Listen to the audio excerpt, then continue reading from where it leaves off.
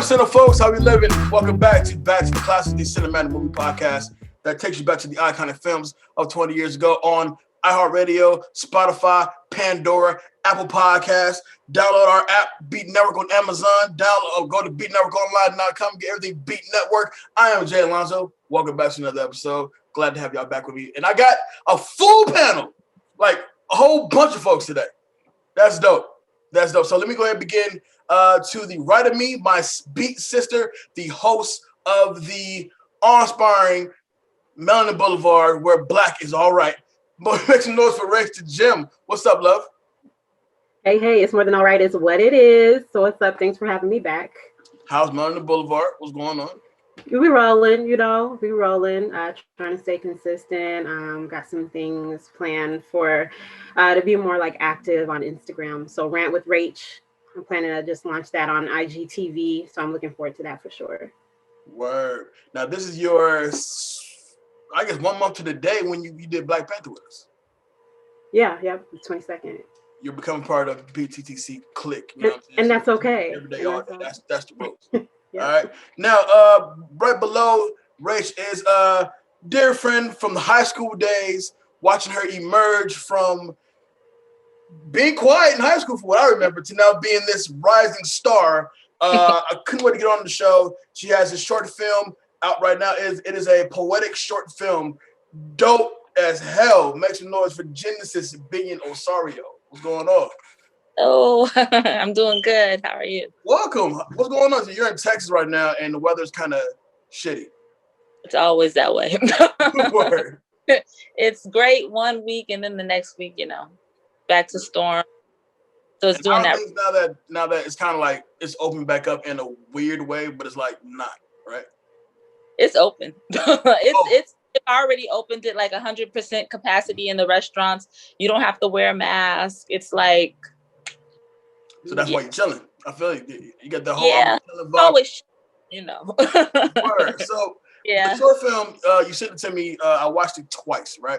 And it couldn't have been better with like D'Angelo doing background music for it. You know what I'm saying? It's so poetic the way that it's shot, the way it's put together. What was the inspiration behind that? I mean, I wrote that poem in 2014, actually. I just was depressed. I just had my daughter, maybe a little bit of marital issues. We're still married, happily married. But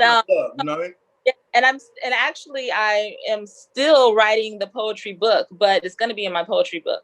But I just love Black love, and I want to tell stories that people can relate to. People go into these relationships and they connect, and then it's like they break up and they're nothing after all that time of being together spiritually, mentally, physically, and then you break up and it's like, I wanted to be gut wrenching. I wanted the people to feel it, and that vibe of Malcolm and Marie in a weird way. But just the cinematography in it was like, and I'm a sucker for like artsy stuff. So for me, it's like I like seeing that vast landscape of things that you would take to production to create this otherworldly vibe of a pretty simple story, in my opinion. So. Hats off to y'all. Fantastic story. And then my guy below me, his second time on the show, you did Love Jones with me? Yeah. No, not Love Jones. No, it was Donnie Brasco. Donnie Brasco. Eons ago. Yes. But it's so good to have him back. He is an actor. He's a writer. He's a director. He is my inspiration to get into this acting thing. And we started off with his training program called The Booking Room, which, like I said, created stars of tomorrow right there in the spot in LA. And he's also a writer director for us. This great web series he has called Alleyway. I make an appearance in it, by the way. Check out your boy. And you won an award for that, didn't you? You won something big for that. We won a couple awards. I guess the most high-profile one was the best comedy at Series Fest, which is an annual festival in Denver, Colorado. We won just this past year for our second season, which is out now. You can check it out on, search Alleyway Series on YouTube, or just check our website, alleywayseries.com, and you'll see what all the hype is about. But all the hype is about, indeed. And then, of course, you just booked a new show. He's on the new Nickelodeon series, Drama Club. My guy, Marcus Folmar. What's going on, dog? Yeah, I'm having fun doing that. Drama Club just dropped March 20th. Saturday, March 20th was the premiere episode, and I appear as Coach Cobbler. So, the world is really about this drama club at a school that's obsessed with football, and I'm playing the football coach. So even though the focus is on the kids in the drama club, they're kind of like the stepchildren of the school, and they have to contend at times with the coach and the whole football squad. So really, I'll be appearing, it looks like 6 of the 10 episodes in this first season. So watch it. It's a funny show. I was really impressed, not just with my own self, but with just like the writing, the cinematography on that show. It moves really fast. It's funny. I'm loving it. It seems like every time I get with you, you book something major. Like, I think when you did Down Nebraska with me, I think you booked Modern Family or something like that at the time. I might have. I've done that show. But, I've been blessed to work now pretty regularly, for the past 20 years. I just hit my 20-year anniversary in LA. I did a 30-year anniversary in the business because I started when I was a kid. Let me put that out there. Right. I was just a wee chap, 9th grade. I got my SAG card, and I've been sort of chasing this dream ever since then. I love how your shirt complements the story. It's dope. I was a young chap way back when. Yes. I need like a pipe. La la la la la la. 100%. All right, so today's movie. Thank y'all for joining me for today's movie. It was funny how we put this together because when I originally had this movie scheduled, I only had Rach on the show, I believe. And then the same day I had booked Rach, I had talked to you, Marcus, when I was like, "What's up? Be on the show." And you chose this movie, and I think, oh, by the way, happy birthday to Marcus, by the way. By the time this show comes out, it will be my man's birthday. So happy birthday, Marcus, bro. So I had talked to you about it. I said, cool, let's do it. And then I watched the short film that Genesis sent. I'm like, all right, cool. Let me shoot her the same list. And then she chose this movie as well. It just made sense to have 2 brothers and 2 sisters on the movie called The Brothers. So to kick the movie off, what we're talking about today, we're taking it back to 2001 with The Brothers' original release date, March 23rd of 2001. Shares opening weekend with Heartbreakers, Say It Isn't So. And the production budget was $6 million with a box office total of $27 million. And then the Rotten Tomatoes score is 63%. Marcus, is that fair? The 63%, I think that is about fair, actually. I mean, I remember enjoying the movie at the time. You said earlier when I spoke to you about this, you're not sure if the movie holds up, and I agree with you on that. But it still has, I think, for the ladies, that's the way they were selling at the point. They got the eye candy that they want. They've got some whimsy, some fun between the fellas that is relatable in different parts. So I think, guys sort of vibed with it. And there's basketball. That's the concept. You know what? What binds us men? Basketball. Right. Always basketball. Genesis, when you first saw this movie, or correction, when did you first see this movie? Probably when it came out. And I was like, I don't know, let's see, maybe 11. It was just me and my mom. So we would always, I have the movie. Like, I love that movie. So, but I was about 11 years old when that movie came out. And I was like a big fan of Shemar Moore back then. I thought he was so I was a kid. So I was like, oh, he's so cute. So, yeah, I'm going to be a hater because Shemar Moore is like my weakest point in this movie because he bothers me a lot. Like, and it's not really this movie. It's like other shit he's done. Like, above all, I used to hate watching him on Saturday mornings hosting Soul Train. Oh man, It bothered the shit out of him. Like, You can't dance. Why are you here? Yeah. I hate it. Right, but I was 11 at the time, so I mean, I thought he was cute, so I didn't care about any of that. Not at the time. He was just light skinned with the. That's y'all chick. That's all it is. That's all it is. Time. He was funny. Bill Bellamy's funny. He just Bill Bellamy. I can't. He's the one I can't stand in the movie. All right, yo, Ray, talk to me, man. When you had to rewatch this movie, what were your thoughts? I was like, dang, I didn't realize there was like certain people in there that I noticed. Like, oh girl, that's Dexter's girlfriend. If you watch Dexter, the character Bill Bellamy plays, the white girl that he was messing with, she's actually Dexter's girlfriend. But I mean, I remember probably getting this movie from that $5 bin at Walmart. You remember them bins at Walmart. And, you go on a Friday night with your mama, your daddy, get you a movie. I did like the movie. I did watch it a lot. I'm like, I haven't watched it in years though, but it did put me in a space remembering like all of the Black like love story movies around that time. I think what kicked it off is A Thin Line Between Love and Hate, and then we just like ran with it after that. So, but it's not a movie that's like in rotation. This movie, you're right. It's definitely a $5 bin classic for sure, but it's more of a it's one of those movies like it was around the time when there was a run because it was the brothers. I want to say it was Two Could Play That Game came after this. Yes, which I believe by the same director as well. So there was like Deliver Us From Evil was out, and all the movies that fit the criteria of Black love of what we think is Black love in the early 2000s. How to Be a Player too. Yeah, and when I saw it, I thought, and I didn't appreciate it until I watched it again for the show. Was I didn't realize back then, these were 4 successful Black men in LA, pretty much going through love issues.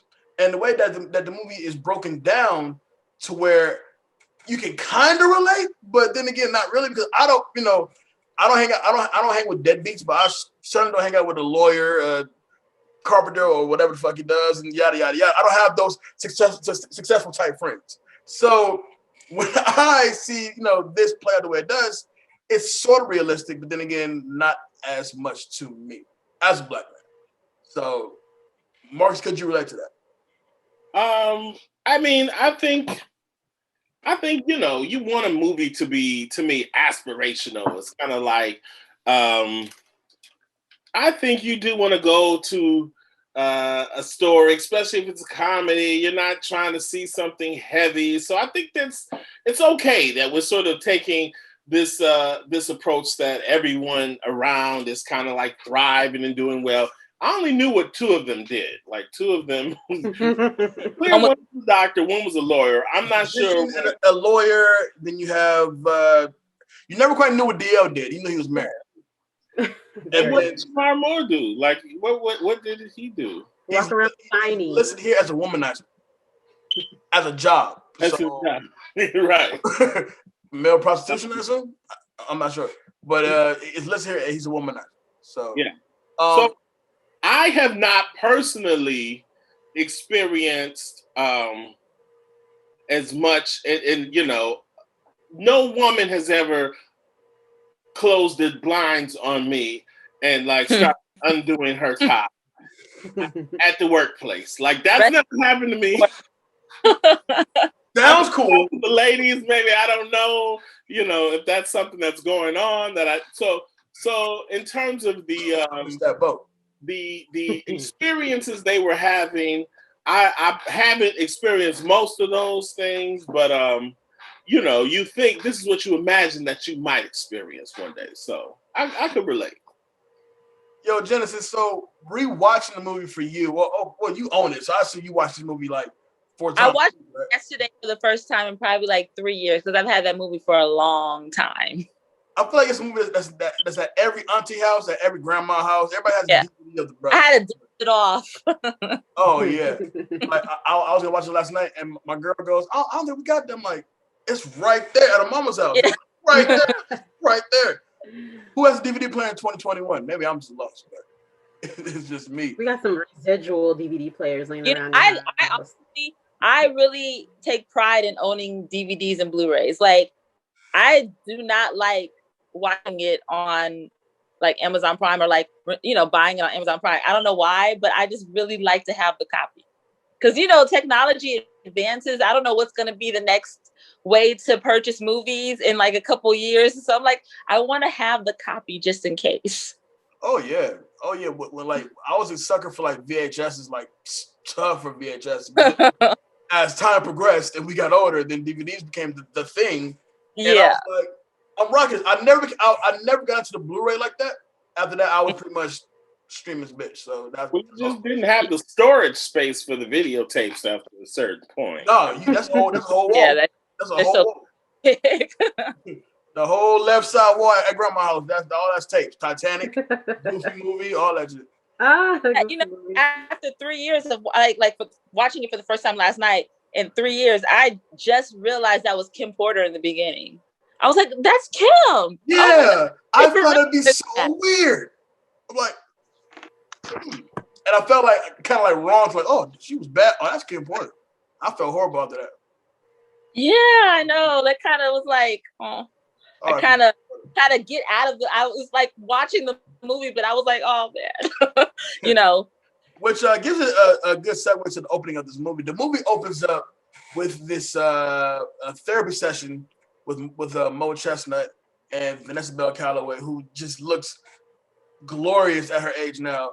And he's talking about his problems with women, which really we'll find out is like daddy issues. But he has these problems with women, and I guess I can relate because I've had some of the same problems before I got into my relationship. But it's almost like the advice that was given was like, that's all you got? Like, that's all you got? Yeah. Somebody that clearly has like daddy issues for sure. Yeah. And to kind of skip ahead, his dad, played by Clifton Powell, I don't trust him in nothing.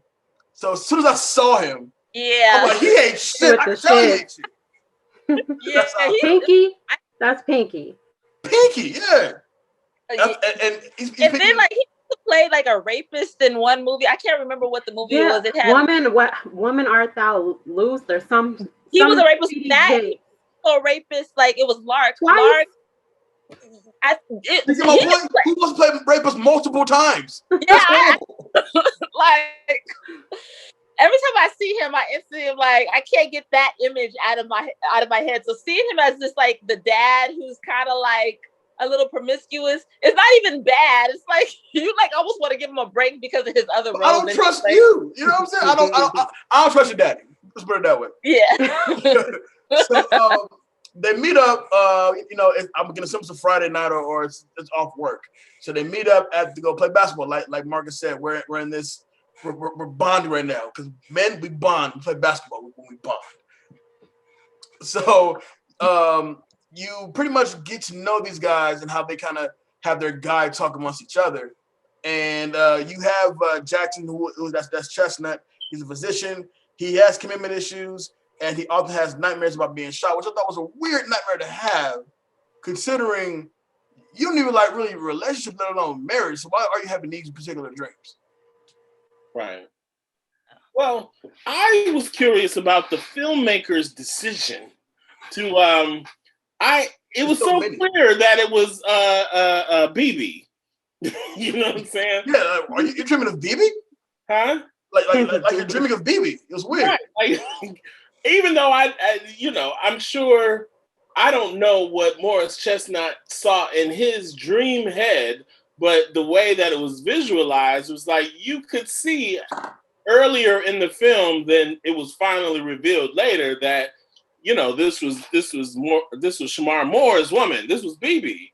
Right. And I don't know. That was kind of like interesting that it was never brought up, or he was never the one to say to Shemar Moore, like, hey, you should maybe rethink this. I'm dreaming about your woman shooting at me. So I was just like, that should have been kept more mysterious. That's a note for the director. Like, we never should have saw her face. I love Genesis' face because, like, as you explained, she was like, yeah, because I forgot that part. I was like, yeah, hold on, wait. I didn't realize that. Oh, damn. I feel kind of weird that everything that Morris Chestnut does as far as like romantic comedies go, it's the same cinematic universe. He plays the same dude in everything he does as far as like the romantic comedy shit. You can't tell me that's not Lance from The Best Man. It's Lance. He's a professional, and he likes to get it in. But the same mostly in everything. He's mostly ripped out.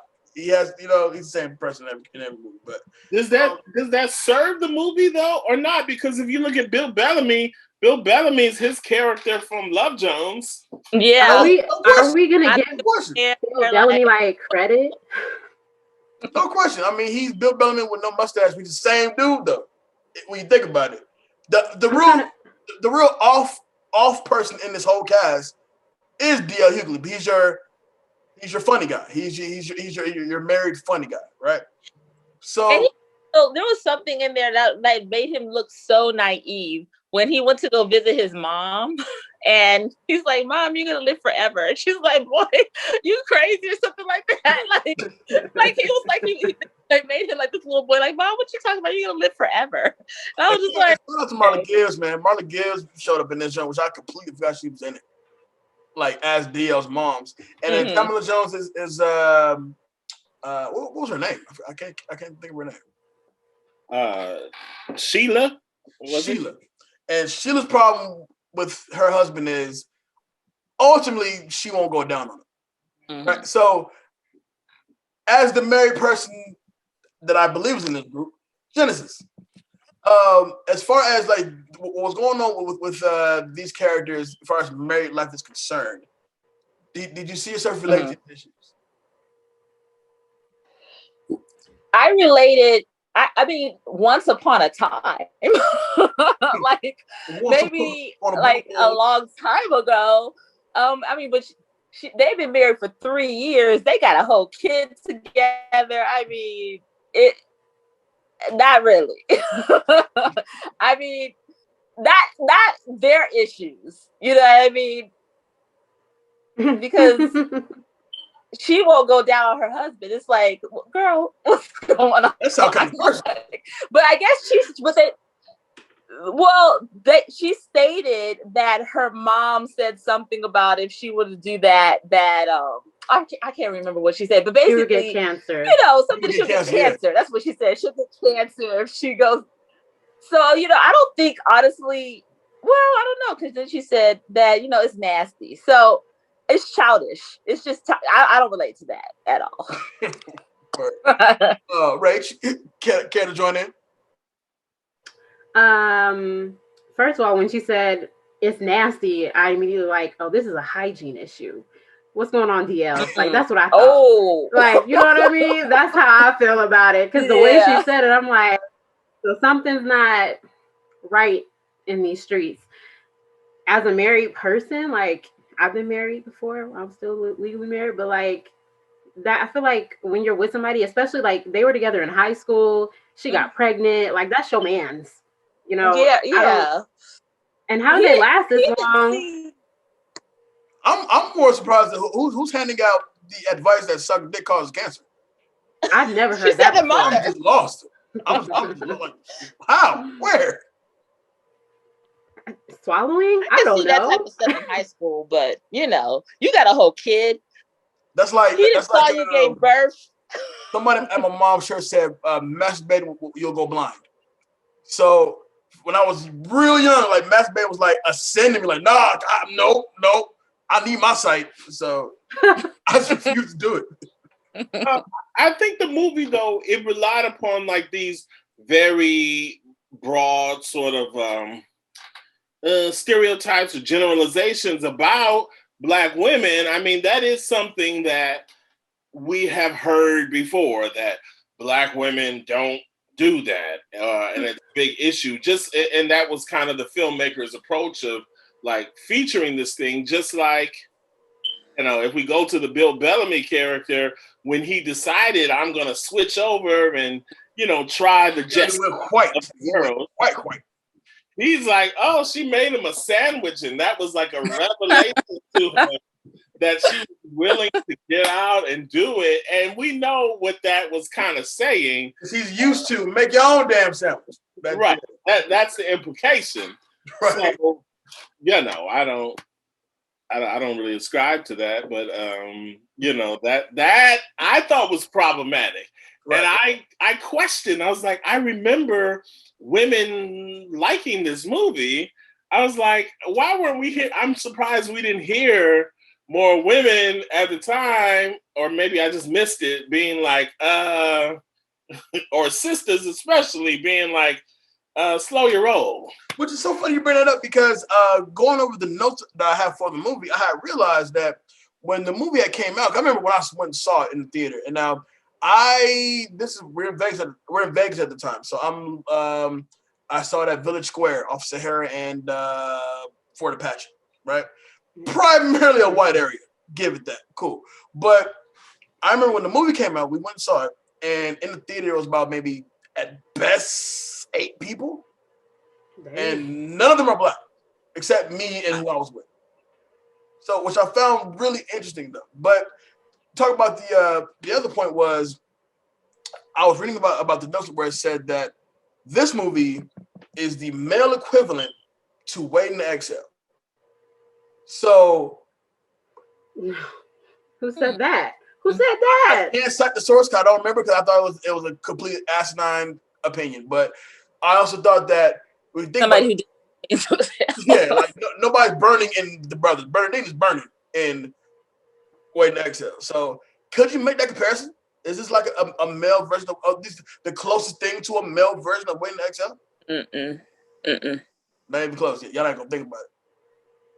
No, because I feel like the issues that the ladies had in To Waiting to Exhale exceed like the issues that I feel like the brothers is more like them and their issues, but not really their issues. They're midlife crisis issues. You know what I mean? I feel like Waiting to Exhale, you got Eddie LaBassett getting cheated on and left, burning the whole car up. You got another woman who's sleeping with a man who's married. I just feel like the issue, like, no. I don't really think so. I think I can see that as a pitch in terms of, I wouldn't be surprised if as the, whoever was trying to get this movie set up, that was the pitch, that this is the male waiting to exhale, that men then are going to feel like their voices are being heard and in a way, and rally behind this movie in a way that, women did behind Waiting to Exhale. I agree with saying like it was a more, Waiting to Exhale was obviously a more mature movie in terms of its approach to issues and age. I think they were probably more like mid-30s to 40 versus like these guys are approaching 30. I think that was the idea, but as a pitch, I can see how you might try to grab a hold of Waiting to Exhale, and anything that worked. Somebody's going to try to tag it onto their movie and be like, yes, that's what this is. But in reality, no. So going to Brian ultimately, call it what it is. He hates sisters. Now, could it be because of his past experiences with them, which we understand that. I actually know cats who, you ask them, what's your taste in women, they will try to like downplay the sisters, which is typically, we don't go for that type of talk. So when we got to Brian's character and realizing that, he said, I'm done with him, I'm tired of the baby daddy, I'm tired of whoop. And then so you immediately jump to, to the white woman, which was funny in itself and totally expected, because that's the stereotype that we uphold, if you will. Rach, so with the white girl coming into play, and willing to make him a sandwich, willing to go get a bottle of wine, willing to leave when she realizes it's time for her to go. When he switched to the white chick, how did it make you feel? And then with the white chick and how she assaulted the judge, how did that whole scene make you feel? I just was not here for Bill Bellamy at all. It started on the basketball court when he was talking his shit. I just that's that stuff that makes my blood boil, okay? Because it makes me feel like it was during a time where this was like a it wasn't a bad thing to kind of talk about like Black women like that, unfortunately. And you kind of point out some things that back then we can pass because we was like 11, 12, you know. But the generation before us who had this movie, they didn't see nothing wrong with the fact that he was saying what he was saying. It's hurtful. I hate it. I don't like Bill Bellamy as a human being or as a character. He can go ahead on, but I feel like you think the grass is green on the other side, and the grass ain't no grass. It's rocks. Now you got what you got. And they kind of bounce around because the white girl, like she didn't play like an integral part in the story. At least not in the overall story. Maybe in Brian's particular subplot. But I love the random montage of everybody doing their thing, and it's like, you know, we're after this fight between Jackson and Denise, we're post all this bad things. Cut to white girl who's still doing karate. Boom, and she keeps going. I'm like, it's the most random shit ever to be. Just to get her in there. Hey, she still does karate. And one more slide, y'all. But did y'all see like how they were able to connect like his relationship that he had with his mother, and when he was like, "Mama, give me a hug," and I feel like that kind of played a role in his, you know, I don't like Black women like issues or whatever.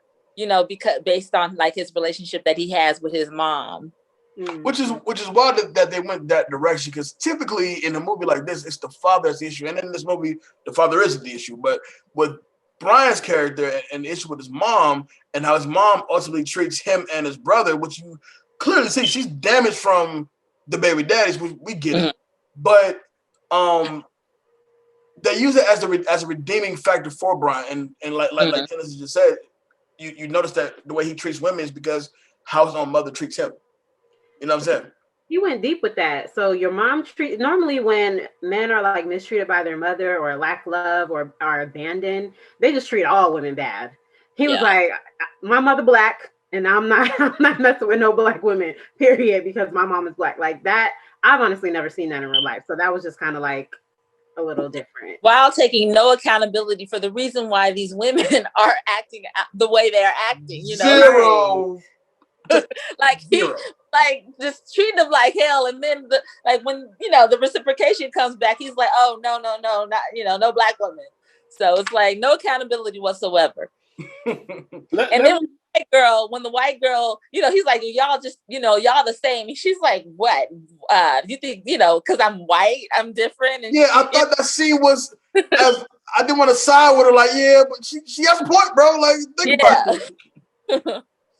While we're right there, I just have to stop and acknowledge probably my biggest laugh from the movie came right after the judge got, you know, karate kick. Because for a moment, I'm like, that's what your ass get for that bullshit you pulled. Right. But when the cook or whatever says, take Buffy the Negroes and get out of here, that was my single biggest laugh from the whole movie. Funny. That was funny. I love that line. That was funny. And then, we covered Terry in a way. BB's nuts, and I think BB kind of established herself as nuts early. Mm-hmm. You know, I just felt, and then she would throw shade on everybody. Like, Terry's that shit, and I got that shit. That's what it is. And she did it in such a smug way. I'm like, I don't care for BB. She's weird to me. Yeah, at the bar, her attitude was a little funky. But Bill Bellamy's character wasn't shit either. Yeah. I feel like she kind of... Brian was out of line for that comment, for sure. And so we all know that Terry is he's not the marriage type, but the fact that he's engaged to her after 2 months is already nuts. I know cats who do that as well. And I'm like, bro, do you know her last name yet? Like, you just got in here. But they're proposing after like 45 days. It's nuts to me.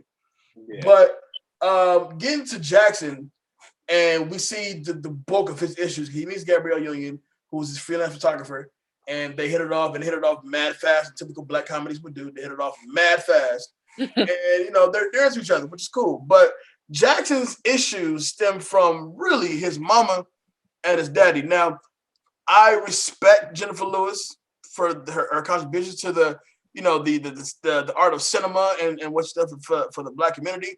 I can't stand her in any movie she does. She's the one Black mom. I'm like, hey, I don't fuck with your moms, bro. I don't fuck with your moms. What? Listen. I'm sorry. She reminds me of somebody that has to talk, and no matter what, she must talk.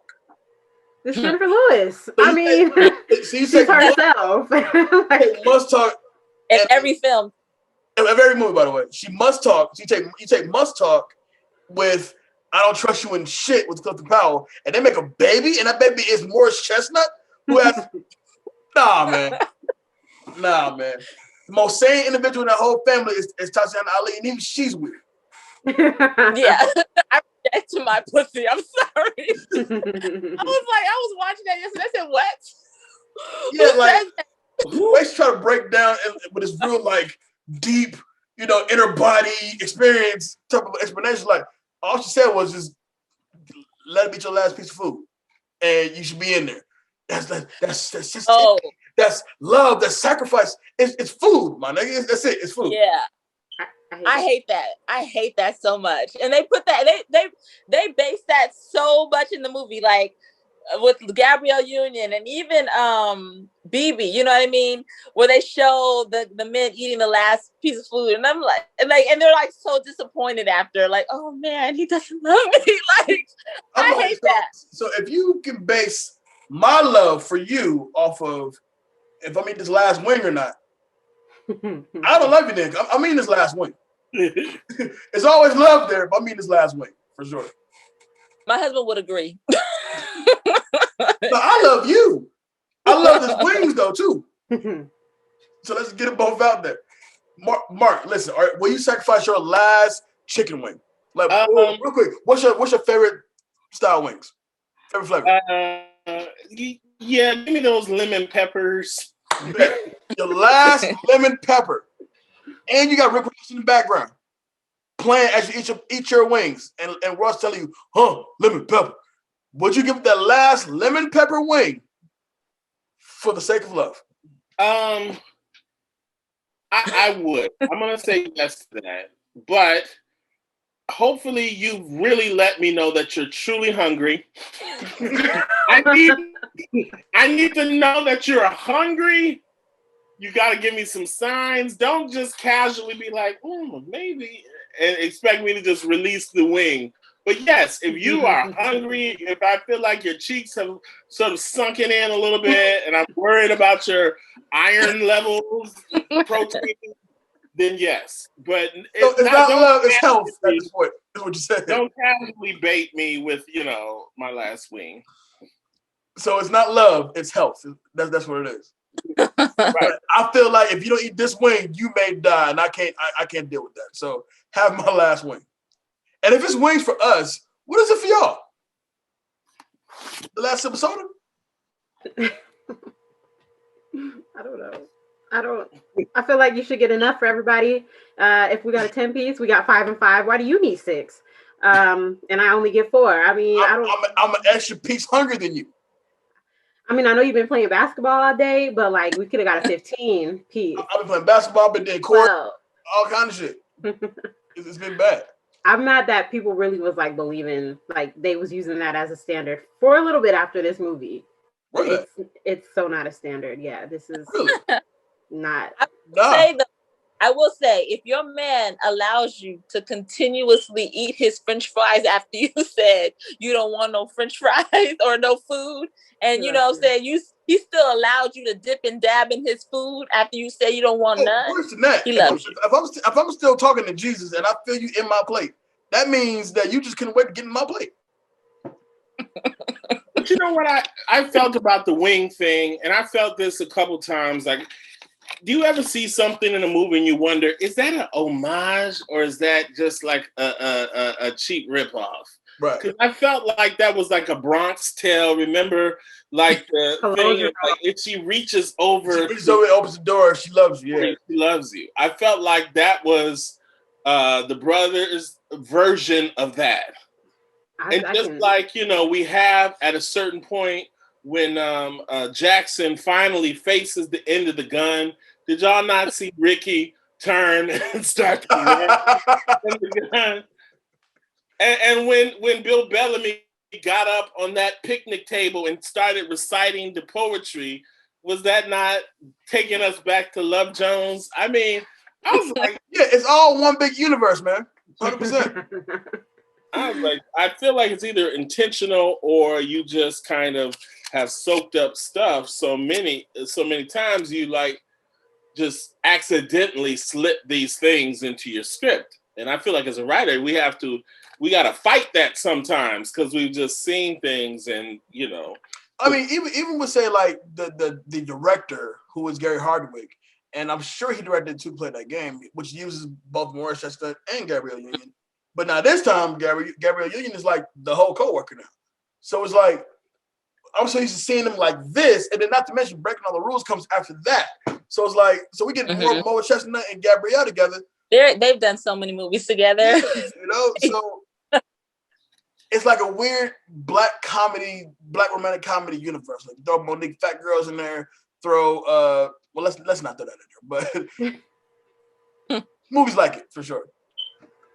So enters Fred, played by Clifton Powell. I don't trust him with shit.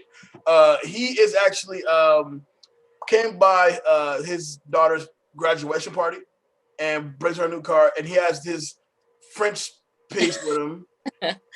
And I must talk. Jennifer Lewis calls her up and talks shit about it to her face, assuming she doesn't speak English, but that's neither here nor there. But it's learned that Fred, played by Clifton Powell, Jackson's daddy, had dated Gabrielle Union's character at one point.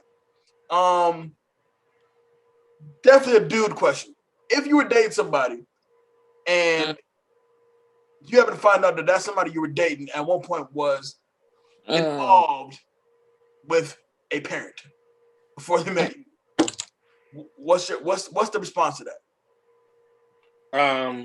That's a non-starter. I think that would kill it for me. That would kill it for me. Maybe the only help with salvage really is if it had come out right away, and then I have the opportunity to do what he tried to do later and get the interrogation of what all had happened. I feel like if that had happened at the party, maybe, but no, I think that was unredeemable later to come out for me. Right, same question. I'd be looking at my parents like, what the hell? They're my age. You out here like shopping like that? That's what we doing? Where they do that at? It'd be weird. I don't honestly. If my mom, oh yeah, that'd be so weird. Like I don't think I could do it. I don't know if I can. I don't know if I can do it. I find comedy in everything. I will laugh my ass off. I will have a full blown down to my gut. I won't be with old girl no more, but I definitely will have a full blown laugh about it for sure. Like my dad hit that. Oh, that's crazy. That's nuts. Well, he didn't even hit, but he didn't even hit they them. kissed. But what I thought was mine, my pops got. I'm like, no, nah, I'm cool. And that could be like holding hands, and let alone actually hitting it. Like, nah, that's a problem for me. Oh, it's tough enough thinking about a friend, like the homie. You know, same scenario, but with a homie? Huh? Same scenario, but with like a homie, not pops. Yeah, I'm saying that's hard to wrap your head around. Let alone. Yeah, but you know, the difference between like the pops and like a homie is like, at least for me, growing up, it was like, yeah, you with this chick, but if she ain't wifey, she's pretty much fair game. And that's basically how we kind of did that. My pops, that's just weird. That's just odd to me. So, so move around. We get this scene where we're at the Terry's engagement party, which is some like 6 dudes in there and like 20 chicks, which is a typical party. And Jackson finds out, before that actually, Terry checks Brian on his views on women and his views on marriage. Meanwhile, Terry, who's planning on doing some sinful things after this little chastising. But Terry pretty much, tries to enlighten Brian to where like you can't see past your dusty ass dick or whatever the actual quote was. But the regular dick. So it's like, and Shemar Moore can't act. I don't give a fuck what you say. He can't act for shit. But we get this this chastising, if you will, about he's making a mistake, which is funny because we're all telling him you just met the chick, you're making a mistake. But the way that Brian's doing it, it's kind of demean you in while you're doing it. However, it's ironic that after all of this, they call the wedding off. As far as what we know, they call the wedding off, right? And so you go past that to where now you got Terry and Jackson riding together in Brian's hood neighborhood. I assume they're in somewhere in South Central. And pull up to the crib. Obviously, Brian's not ready to go. They're in there chilling, and then BB's outside in the wedding dress, shooting the place up. So, Rach, so obviously with now what we know is Jackson is having these dreams about ultimately BB in a wedding dress with a gun in her hand. When it's revealed that it's BB, was you like, I know I was, for sure. I think that they already told us at the beginning. So I really wasn't shocked. I was shocked that she was just busting off so many shots.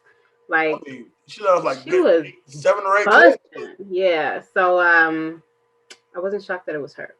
But see, that's why they put that scene in a urban area. And I feel like just to kind of touch back, like they set it up like Morris Chestnut had to kind of save the day.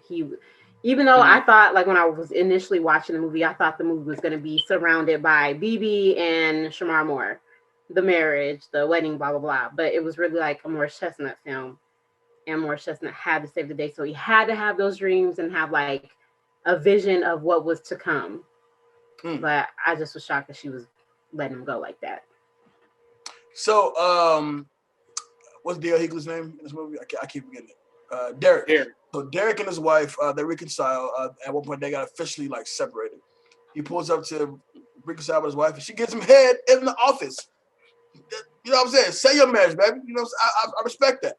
And so that's how their whole story kind of wraps up. Now we get to the end of the film, which is the wedding, which we're made to believe that it's Terry and BB. Turns out it's the remarrying of Talk a Lot and I Don't Trust in Nothing. So let's do this with Genesis. The way this movie wraps up, were you satisfied? Are you saying was I satisfied? I'm sorry. You watch it like 6 times a year, so I assume this is very satisfying. It's my first time in like 3 years.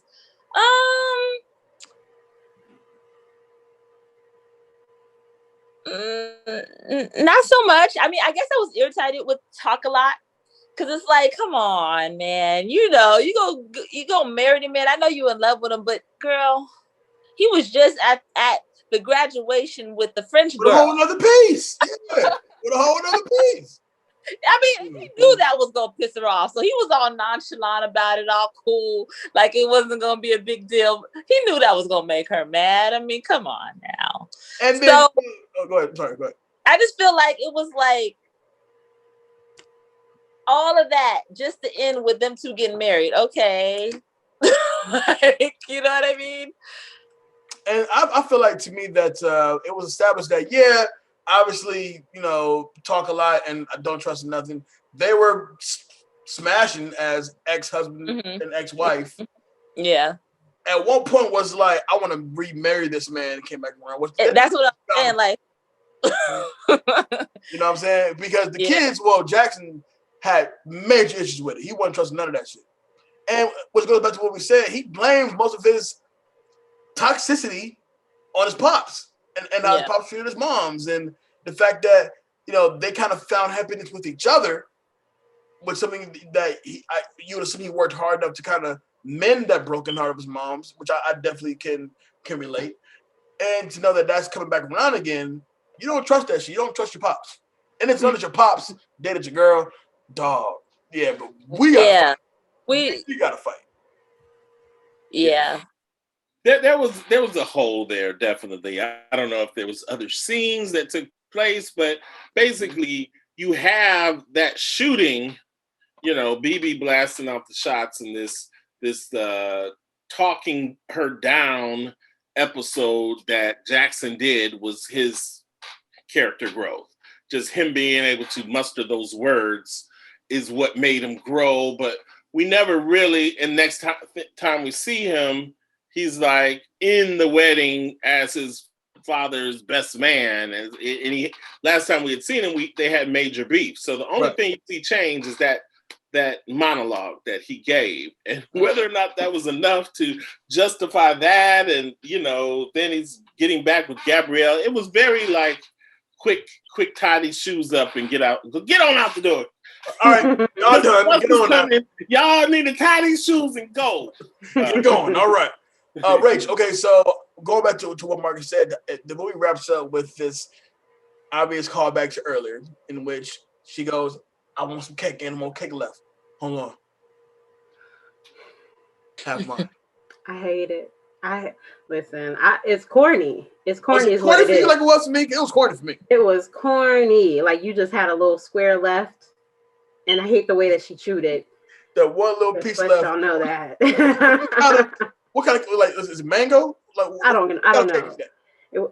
The way she chewed it, I don't know what it was, but I have to go back and look at the chew. I don't recall it. Like, describe it. It was like a smile chew. Like it was like I'm not gonna do it, but it was just like that bottom lip curled up a little bit, and she's trying not to like smile, but she's trying to chew at the same time. Because in her mind, she's like, he gave her the last piece. Right. He must love me. And you know what? Let's just call out manipulation when we see it, because that's just what it is. He knew what was up. Like, if I give her my last piece of cake, she just gonna come back. And I already know. Still want to lady if I go to the last piece. Daddy got mommy back. So what did daddy have to give mommy? Like the last animal cracker? Like what happened? How did we get here? Wanted some sweets. And the last piece, you didn't get no piece of this cake.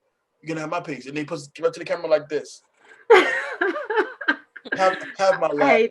I hate that part. Like, I hate that part. All right, so let's get into some takeaways. This is your favorite male character, favorite female character, least favorite character. Cut that out with the scene that you would take out the movie, and then you have doesn't hold up. 20 years later, does the movie hold up? And of course, the iconic scene. So we'll begin with the ladies. Rach, what is getting your That Guy award? That Guy award would have to go to. It's a tough one. I'm gonna say like DL Hughley. I feel like, he knew what he wanted and he really was down for his marriage. He didn't even go through with the stripper. Most men would have went all the way. And you still had to pay. Well, I still got to pay my $50. Well, just come on. You're a Republican. So I'll have to say DL Hughley. DL Hughley's character. That chick award. His wife, like, I don't know, I liked her. I thought she was hilarious. And I actually liked their dynamic together.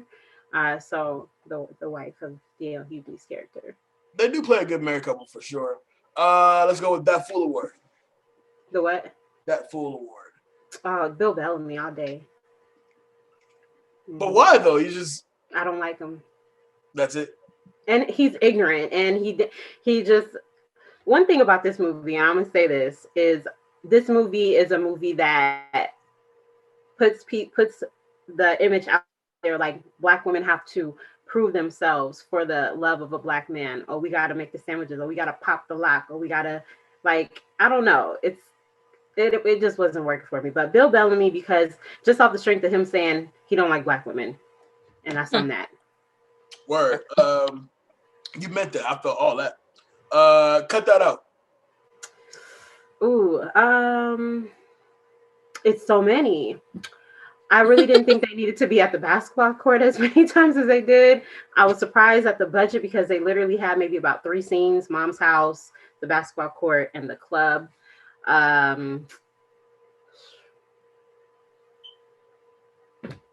don't know. The Emancipate My Pussy could have went. It just didn't. It just wasn't. Did it feel weird when she said it? It felt weird when she said it to me. I'm gonna miss It was very pussy. Yeah, it was. It didn't work. It didn't make me want to emancipate my pussy. So it just sounded like off when she said like. Like we gotta give Tatiana. Like I feel like this is like the movie. They're like Tatiana's back acting. We gotta make her, and this is gonna be it. And it wasn't. It just. But hearing Ashley Banks say "pussy" just uncomfortable for me. Yeah. I don't know how y'all feel about it. Does it hold up? It's not a movie that's in my inventory, my repertoire, whatever. I don't. I watch it 6 times a year. I don't. I honestly, I probably was in high school the last time I watched this movie. And iconic scene. I mean, it has to be the Gabrielle eating that cake. Oh, the true smile. Because it just summed up the movie. She got what she wanted, I guess. The last bite of somebody's food, but she just wanted the food. That's all it was. She was just hungry, you know. Very selfish. There's a whole cake over there, but take mine. You got the last piece. With the fingers, though. Don't do that. Genesis, who's getting that guy award? DL Hughley, for sure. He's the most sane one. It's crazy. Yeah, I mean, like she said, I mean, he could have cheated. I mean, he could have easily cheated, and he even though they stated in the beginning that he got married because she was pregnant or whatever, you know what I'm saying? I feel like he did love his wife. He does love his wife, and even when he was, they were separated, and he was trying to, test the waters or whatever he was trying to do, but he just couldn't do it. He loves his wife, and I like that. Word, that chick will work. I struggle with that. I mean, I feel like because this movie was the brothers and it was more, I didn't get to connect too much, but I guess Gabrielle Union. Awesome. For the sake of that, I like Gabrielle Union. All she wanted was some cake, that full award. Definitely Bill Bellamy. Say no more. All right, cut that out. Yeah. The scene where he walks up to that girl in the club and he's like, he's already decided he was done with Black women. He already stated that he was done with Black women. And he walked up to that girl, and it was kind of funny, but he was like, "What's your name?" And she was like, "Look, I can't remember her name. It was some name. That was her name." Yeah. What did she say her name? Latanka, her kids or whatever. She's, something real stereotypical and just whack. And I felt like that wasn't necessary. Her kid's name was Tanisha and Tanaka? Yeah. Horrible. Black. Yeah. All right. Does it hold up? I mean, for you, it has to. You watch it like at least 6 times a year. It has to. I said it. Well, you know what? I'm biased because I just really enjoy like Black films of the 2000s. I really, really just. I mean, even really bad ones. I own it. I watch it and I enjoy it. But I mean, I like the movie. I do, and I particularly like the scene where Bill Bellamy is declaring he's done with Black women, and they're like, man, if you give up on Black women, you give up on yourself. So there's truth there. And then last iconic scene. Iconic scene. I guess when Morris Chestnut comes out and saves the day, and keeps BB from shooting up everybody. I love the Boys in the Hood reference. He's like running away in one dream, like, oh, Ricky, cool. Yeah. All right, Big Mark, what's your who's your That Guy Award? That Guy Award. I think I was going to give it to what's his name? Derek? Yes, as well. DL Hughley as well. He was sort of laying the groundwork for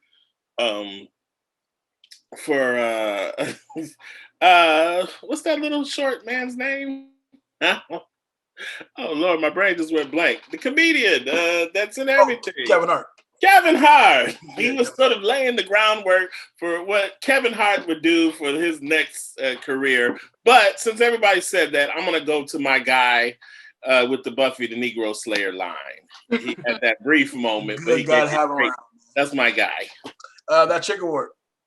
That chick award, I will probably have to give to that chick award. I'm giving it to. I like Gabrielle Union. I think she does a good job of sort of just bringing some sort of. I mean, it wasn't a great role, but she brought authenticity to it. I give it to her. That Fool award. That Fool award. Yeah. It's got to be Bill Bellamy. He did so much damage to our people in that one movie that, it's not like other.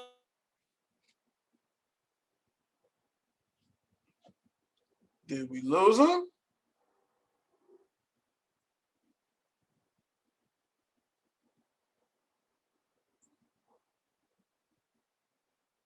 Acting. What'd you say? I thought we lost. I thought we lost each other. Well, hold on. All right, cool. Where were we? Iconic scene was. Oh, iconic scene. Yes. I think. What did I say? Iconic scene.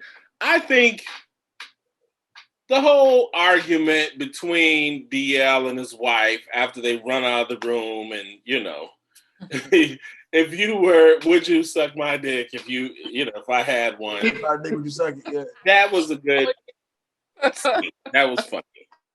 Arguably, probably the funniest scene in the movie is "If I Had a Dick, Would You Suck It?" That was hilarious. He thinks about it. He's like, yes. It almost trips him up. He doesn't know what to say, but But a fair question though. Nonetheless, like, yes, that's my girl. But whatever. All right, so for me, that guy is gonna be